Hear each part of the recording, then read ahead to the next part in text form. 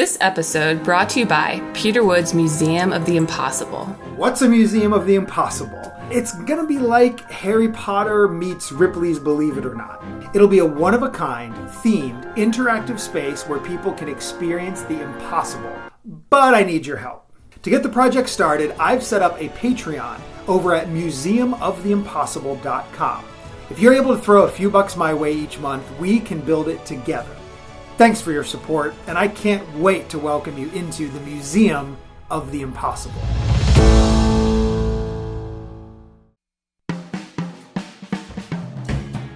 Welcome to the podcast of The Impossible.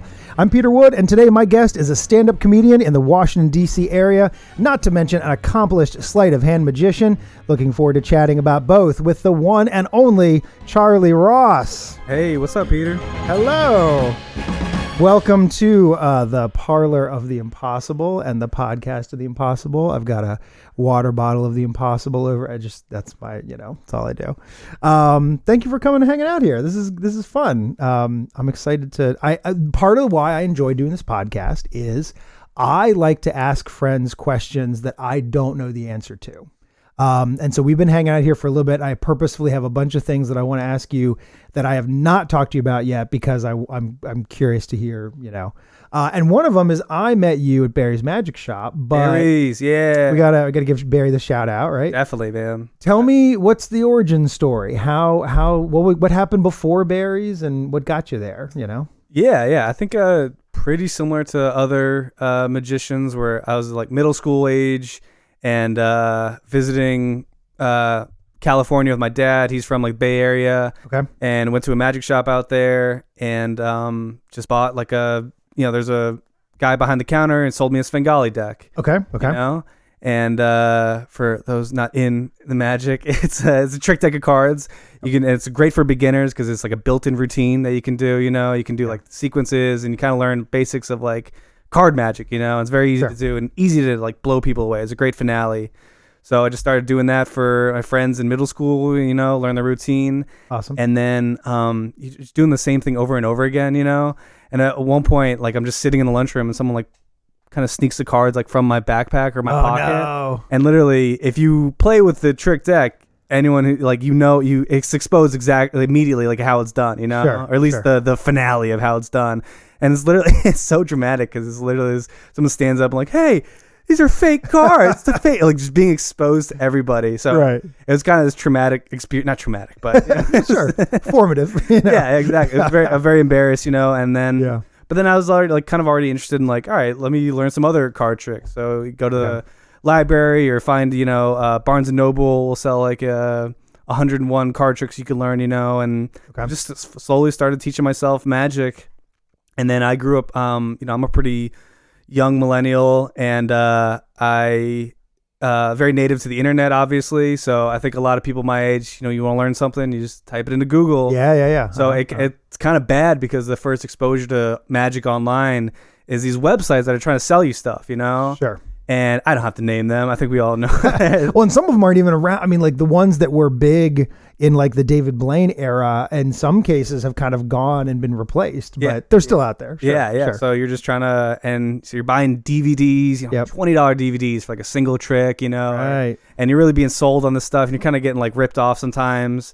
And and I think eventually I'm on like, just looking for magic shops in the area, and I found Barry's original shop. This is must have been like 2008, 2009. I think he's still in Wheaton, Maryland. I think so. Yeah, and I go there, and it's like anytime, if anyone's ever been to an old school magic shop, it's like it's an experience when you walk into a place. You're overwhelmed immediately with this like collection of like posters and books and props and guys hanging out at a table, and you're just like it's the coolest thing ever. And then you have experienced people behind the counter. I think Barry or Susie or somebody showed me like a SpongeBall routine. Okay. And they gave me the L&L Publishing World's Greatest Magic SpongeBall DVD. Sure. And a 4-pack of SpongeBalls. Right. And I remember specifically like learning SpongeBalls, like early on and getting that routine down.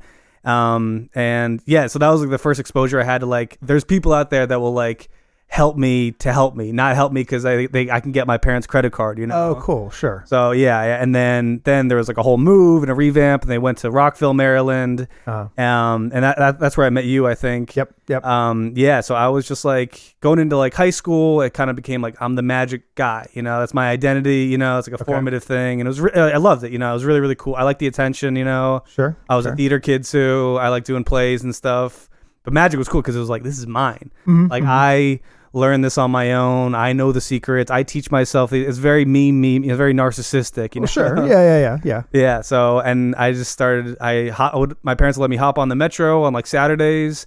I would go from like Arlington, Virginia, transfer at Metro Center, take the red line up to White Flint, right. walk over to Rockville, the magic shop right there. Spend the entire day there hanging out with like Nick DeCutis. Yeah. He was really, really like this old school, like amazing sleight of hand artist. This guy, I think he's still in the area. I need to try and reconnect with him because he has no idea how much he influenced like how badly I want to do like sleight of hand magic. Right. Sure. So yeah, and then just spending weekends at Barry's Magic Shop, you know, just chilling. Yeah. Well, and that is, I mean, you know, try as the online stores do to create a sense of community. I mean, and they're doing the best they can in the venue in the format that they have.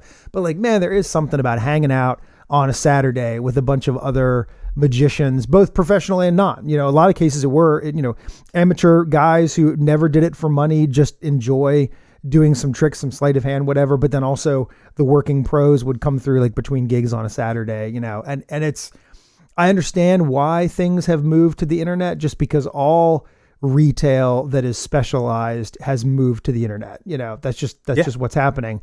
But, you know, I contend that not as many guys would hang out at the model train shop on a Saturday or at the, I'm trying to think of what other, you know, the scuba equipment, you know, I mean, I'm sure there are regulars there, but like, in terms of hanging out and you know, sharing this passion that we have together, it's really hard to replace that feeling of being in the room with people who are doing that with you. Some of the magic that I learned that I use the most and that had the biggest impression on me was like stuff that someone personally taught me. Sure. Like someone pulled me aside, was like, here, you're going to learn how to do this correctly, you know? Yeah. And it was like, I could have bought the book that this sleight was in or this trick was in. Yeah. And I would have never done it before. I would have learned it wrong, you know? But like when it was personal, like Barry trying to like show me like, hey, check this out, you know, like you're going to like this. This is how you do it correctly, you know? And it was like, that's the stuff that you can't replace on a chat, you know, an online thing. Sure. Yeah, no. And I even think about, I mean, I compare it to like art supply stores. Like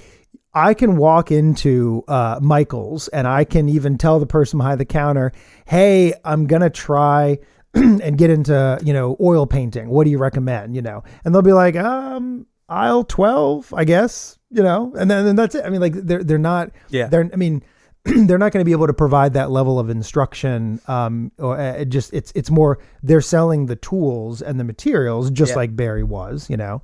But it is great to talk to a person who is further along than you in that arc and then sort of get a sense of what you should be doing next. You know what I hate about hanging out with magicians? What's up? It took me a while to like, find these people, but you see these personalities and there's guys who are like pros, you know, guys who like perform, you know, like they do gigs, they learn magic and they do it for people. And then there's guys who are like hobbyists, who like they perform it for friends and family, but they really just like collecting. They like learning the knowledge. Yeah. And I got duped a couple of times with guys who were like just on the hobbyist side, who every time like you're discussing some sort of like how an illusion is built or how something is done, and they have all the knowledge in the world. Right. They know exactly like this is how it's done, and they can't wait to tell you that they know how these sleights are done or like how, like, you know, like little details. But when it comes to actually like you see them try and perform for people and their hands are shaky and they can't look at anyone in the eyes, you know, and like it really irks me sometimes when there's this like this whole subset of like very nice well-meaning people who just like all they do is know, you know? Yeah. It's like they're just these nerds, and it's great. They're wonderful people, you know? But it's like I have this like so much more respect for the guys that like do it, you know? For the guys that the knowledge comes from the gigs that they've done and Right. the crazy scenarios that they've been in and like the hours they put on stage, you know, or walking around. Totally. No, and I have the same conflict because like I've certainly learned things from people like that who I didn't really respect as a performer, but like I can't argue with the fact that you have this nugget of knowledge that you passed along to me that was beneficial, you know. But at the same time, it is hard where if someone is trying to give you, especially constructive criticism, I'm always up for it, and I'll always try to, you know, I want to listen to it, and even if I disagree with it, it normally will help me to sort of not defend myself, but to sort of strengthen my resolve. Like, let me just double check. Am I actually hung up? I mean, do I really believe this is why I should be doing it or whatever? Yeah. Because a lot of times, someone would give me advice and I'm like, okay, but I've seen you perform and like, I'm a little scared that if I take your advice that I'm going to end up like that, you know? Yeah, exactly. But, you know, I think, you're right. And there's, you know, but in terms of like scuba shops, I'm sure there are guys like that at the dive shop, right? Where they're hanging out and there are guys who, don't really know, who don't have nearly the flight time, but who have read a bunch of stuff or watched a bunch of YouTube videos of it and still have those little nuggets of info, you know? Yeah. Like this is how you don't get the bends, you know? If you do this right, one little trick, right. You just hold your thumbs together, you know? You won't die when you come up. Right. And the next weekend the guy dies because he didn't take his own advice, you know? Well, and so talk to me about getting into comedy. Like, how did was magic the gateway for that, or was that sort of its own separate path? I think so. Yeah, I was always I have two older brothers, and we were big fans of Comedy Central growing up and stand-up comedy. My mom's a really funny person, you know. We're a pretty funny family, and just always a big fan of it, you know. And kind of the back of my mind, I always loved stand-up comedy. And I was just out of college, and I've been doing magic for a while, like and doing, you know, little theater plays and stuff. But comedy is kind of like magic, where it's like it's just you. You're a solo performer, you know, like you come up with the jokes, you write the material, you go do it. So I started signing up for open mic. I was such a big fan of it that I was like, I gotta try it. I gotta just test it and see like, what it's like, you know. Sure. And you go to an open mic, and it's literally like, actually, I saw an open mic at. I think I saw your show you did in Ballston Mall, Arlington, Virginia. Yep, that was a Willard's Parlor. Yeah. And there used to be like a comedy venue there too. Sure. They had a little black box here, and I remember seeing like an open mic there before I'd even started. I think I was still in college. Okay. And it was like, you see someone who's so bad at it, right? And you're like, I could do that. Yeah, I could be that bad, you know. Sure. So I was going to school in Richmond, Virginia, and then I stayed for an extra year, just like work in a kitchen, you know, just like be out of college, be out of school, have fun. And started doing open mics, and it's pretty addictive because it's like you get a lot of stage time like every night if you want to. You know, there's an open mic somewhere. You can do 5 minutes. You can work on new stuff. You don't have to bring any props. Yeah, that's great. You don't have to bring anything, Pete. I'm jealous of that. It's nice, man. You just pull up in your car or whatever, you're on your bike, and you're good to go. You know. Yeah. So, and the comics are, I mean, I hate to badmouth magicians, but they're such a better hang. I believe it. Comics are such a good hang, man. That's what made me think of it. Like you're not going to have a comic that's sitting there saying like, all right, here's actually the way you should deliver that joke, and then they get up and they stink. Like the only way for them you don't have an armchair comic, right? There's plenty of armchair magicians. Arguably, the majority are. Yeah. Especially when you're hanging out at a magic shop. Yeah, you know? yeah. But among comics, there might not be people who are making their full-time living at it, but there are at least people who have flight time to back up their constructive criticism. Yeah, you know? yeah, and then just the banter like before and after a show, or the hanging out, you know, and then I mean it's really fun for like young guys and young girls too. With like every show is at a bar. Yeah. So it's this, you have this like you get to join this like social community where you're going out drinking, you know, on weeknights and stuff. So it's just such a good time. You know, you meet the cool people, you meet, you make new friends, and you kind of grow in like a scene, you get more clout, and people put each other on shows, you set up your own shows. So it was really good for like, it filled this void where I feel like I'm not getting enough gigs doing magic. Like right now I can still build this other subset of like, let me just work on the skill of just writing material, you know, and just connecting with people and learn how to like host a show and be like a good MC is like a skill that I learned really, really well from comedy. What do you talk to me about that? What do you think what makes a good MC, or what are some of the pitfalls that you've seen people do when you've done an open mic sort of a thing? Yeah, you got to fake the confidence, man. You really got to the opening of the show. It's like you got to have a loud voice. You have a microphone, but you still got to have a loud voice. You got to be confident with like, here's what's gonna happen, and just it's kind of this. You're setting the vibes for the show, and you kind of got to be this authority figure where like, if there's talking happening, you got to shut it down quickly, you got to set the stage for, and then the MC is like, for comedy shows, like you do the first set, Okay. You're doing like a 10-minute set at the top of the show. Right. So you're kind of just setting this groundwork for like, jokes are going to be happening like this. Okay. And if people want to talk during the show,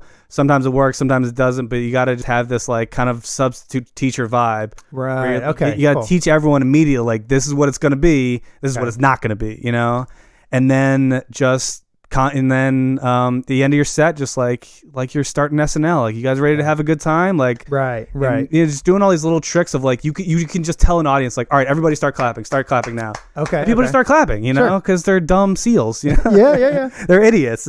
Yeah, and you can build fake hype out of nowhere. People want to have a good time. You're exploiting the fact that they want the night to go well and they want the show to be good too. Sure. So you kind of just like helping them along, and then just after that, you just introduce people, they're, whether you know them or not, like this next comic is one of the funniest people you're ever going to see. Yeah, right. Make some noise for this person, and Sure. then you set a timer and you give them a 1-minute light at the back of the room. Okay, yeah. So you're kind of just like controlling everything, keeping an eye on stuff, and then ending the show. And so it's this big parabola you go on, where like you're the pilot of the ship. And sure. It's cool if you're a control freak, it's pretty right. comforting, Well, and then big thing, sorry to interrupt. No. Big thing is just technical stuff with like music before the show starts, music right when the show ends, start music. Okay, yeah. Like start it immediately, because Sure. like the vibe is so weird when you end a show. Oh, I bet. And then the lull, just like people We're all just talking. here. Yeah, exactly. It's like start the music. Yeah. It's little pet peeves of like stuff that you learn.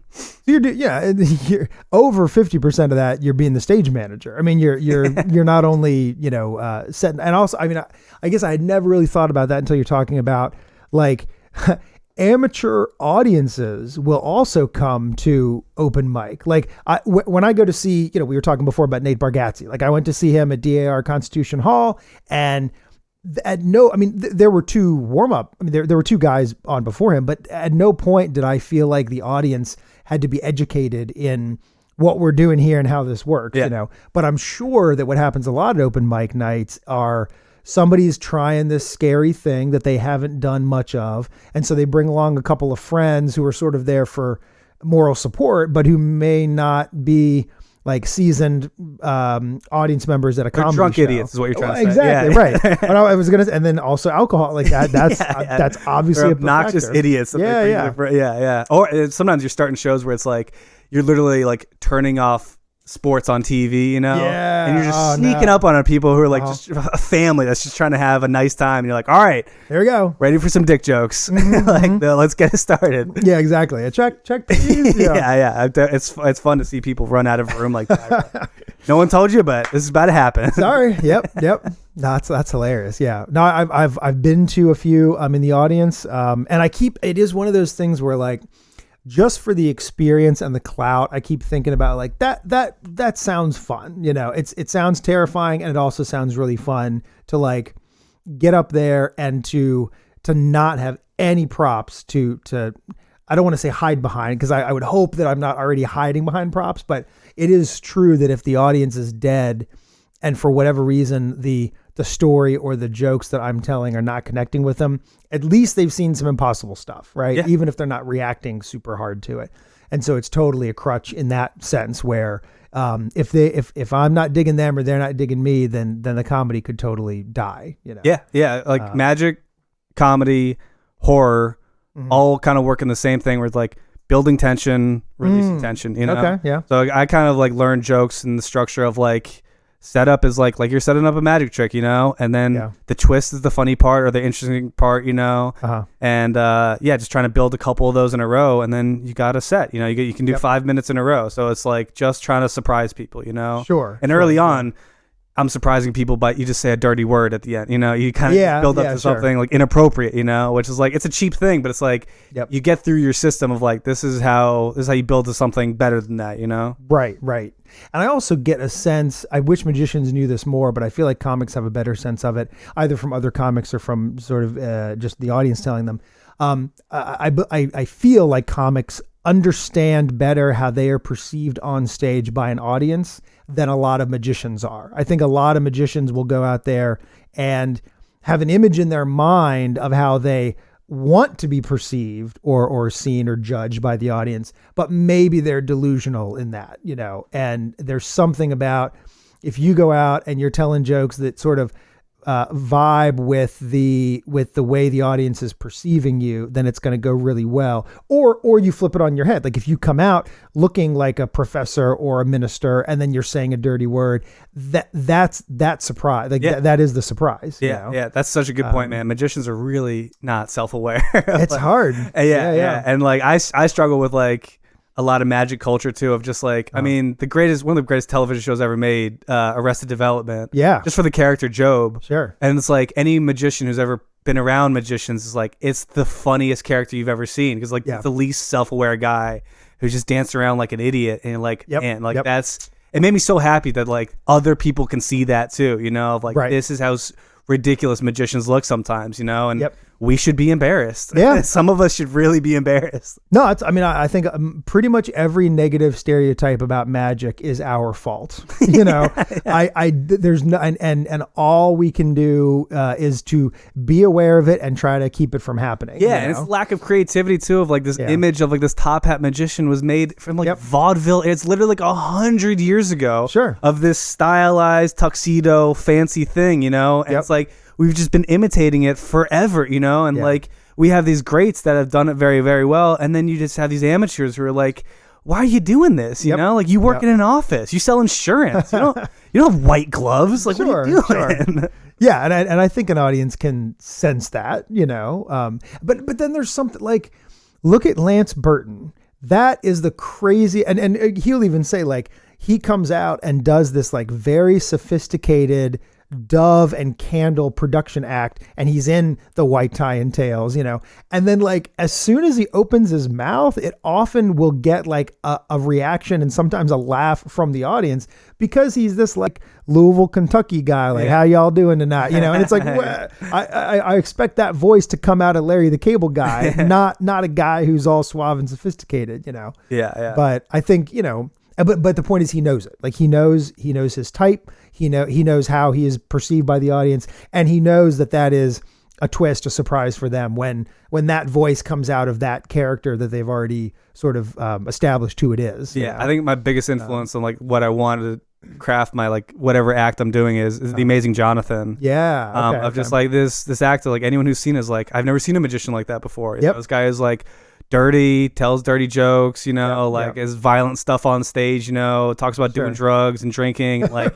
it's just like, I want to be that, you know? Oh yeah. Total opposite from the white gloves and top hat magician. Yeah. You know? I'm so drawn to that. Yeah. Like, I thought it was so cool. Yeah. No, it's I did get a chance to see him in Vegas live once. R.I.P. I will say the only thing that sort of disappointed me was like by the time I saw him, I felt like I had seen all of his best magic surprises on TV already. Like he had done enough TV Comedy spots. Central presents, and he has another Comedy Central special. If you haven't seen those, you guys look those up. Oh, they're great. Amazing Jonathan, Comedy Central. Yeah. And even the stuff he did, I mean, like World's Greatest Magic, and there was like World's Wildest, I mean, all those like 90s NBC specials, you know. And so like, yeah, unfortunately, by the time I saw him, I wanted more of that. Yeah. And then all I saw was that plus a bunch of, you know, dirty and or violent jokes that some of them hit for me, some of them didn't, you know, and again, it was just sort of like, I'm glad I saw him on TV, but I wish that some of that had been held back to be surprised by it live, you know? Yeah. But that's a hard, you know, again, sort of selling that, whether it's comedy or magic, doesn't, when you put it out online, it's just kind of there now. And some people might want to see it again and some people might not. Yeah, I think magicians, we struggle to turn over material as quickly as comics. Comics put out, if you're at the highest level, it's like an hour every year, 2 years or so, Sure, and it's like you can write new material, but Yeah. new material for magicians is like it takes a year to develop something that before it's like stage ready, Right. and then you want to do it for a while, because it's good and it's Sure. impressive, yeah, so it's harder to turn stuff over. Yeah, especially if you're putting, materials. I mean, not just the thought and the writing, but you're actually building stuff or buying stuff to make something happen. You know. Yeah. Well, I don't want to run out of material for this podcast, so I'm going to wrap it up. And we should do it again, though. So there will be more, another future episode with Charlie Ross here. Sweet. But thank you so much for hanging out here with me. And for anyone who's watching, if you want to find more about Charlie and all of his adventures, the website is charlierossmagic.com. And the Instagram handle is @CharlieRossMagic. What's great about Charlie Ross, I don't have to spell any of that, right? Like people know it. There's no weird. It's not like ROZ or a Charlie with a Y. Like it's Charlie and it's Ross and you're done. So CharlieRossMagic.com or on Instagram. Thank you so much for hanging out here. This was good. Thank you, Peter. And that's going to do it for this episode of the podcast of the Impossible. But for behind the scenes access to my Museum of the Impossible project, as well as info about public shows, private events, social media, and more, you can head on over to peterwood.com. I'm Peter Wood. Thanks.